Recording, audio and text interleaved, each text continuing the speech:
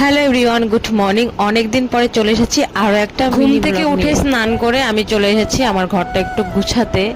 অনেক দিন থেকে এরকম মিনি ব্লগ তোমাদেরকে শেয়ার করা হয় না, কারণ আমি ভিডিওই করতে পারছিলাম না, এত পরিমাণে শরীরে খারাপ। আমি কেন বালিশগুলো গুছিয়ে রাখছি, তোমাদের দাদা ভাইয়ের সাইড আর আমারটা আমার সাইডে।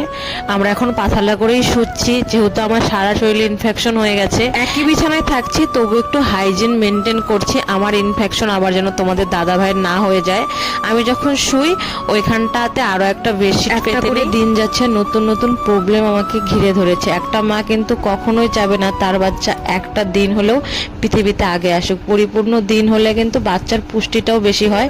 আমার যত কষ্ট হয় হোক, তবু আমি চাই আমার বাচ্চা যেন পুষ্টি মতো আমি পৃথিবীতে আর কি আনতে পারি। আমার শরীরে এত জ্বালা আমি সহ্য করতে পারি না, যখন ধৈর্যের সীমা পেরিয়ে যায় তখন কান্না করতে থাকি। এমনকি মায়ের কাছে ফোন করেও কান্না করি, যেহেতু শ্বশুর বাড়িতে থাকি। মায়ের কথা না, এটা আমি ভীষণ পরিমাণে মনে পড়ে। আর দেখো আমার হাতের অবস্থা, হাতে তো এরকম, পা দিয়ে তো এর থেকে অনেক বেশি, এত জ্বালা পোড়া করে। যাই হোক, সকালের এখন খাবার খাচ্ছি। দেখা হবে নেক্সট মিনি ব্লগে। বাই।